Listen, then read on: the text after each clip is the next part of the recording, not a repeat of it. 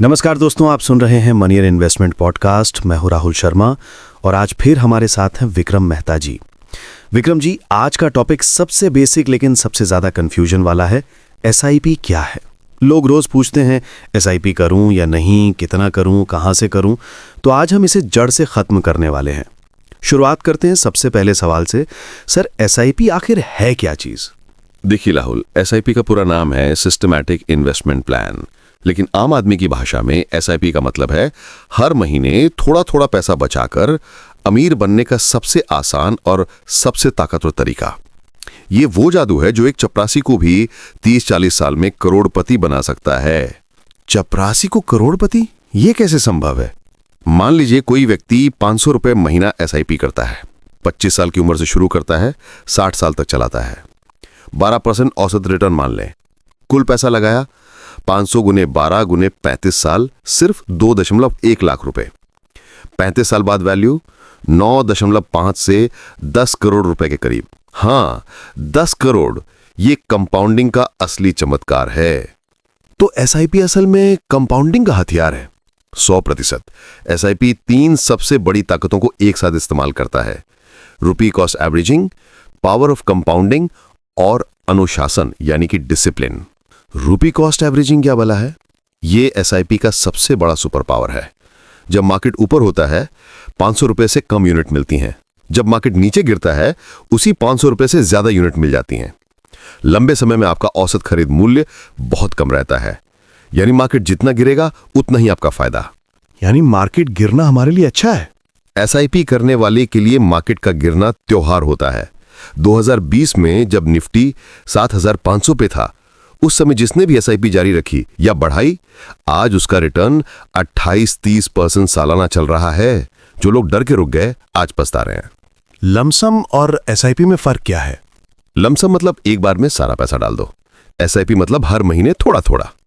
Lump sum तभी डालो जब आपके पास बहुत सारा पैसा हो और मार्केट बहुत नीचे हो। 99% आम लोगों के लिए एसआईपी ही भगवान है। कितने तरह की एसआईपी होती हैं? मुख्य रूप से 5 तरह की एसआईपी चलती हैं 2025 में। रेगुलर एसआईपी यानी कि हर महीने फिक्स्ड अमाउंट।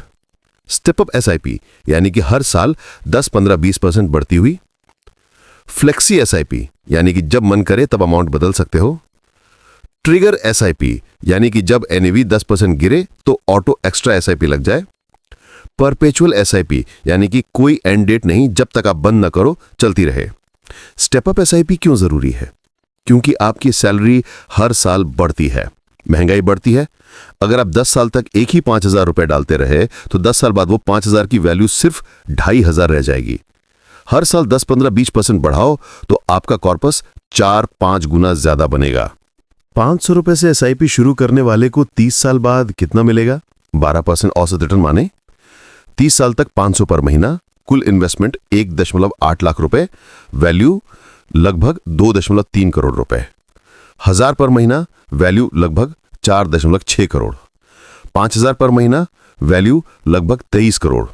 10,000 पर महीना, वैल्यू लगभग 46 करोड़। ये 2025 के हिसाब से भी बिल्कुल रियलिस्टिक नंबर्स हैं।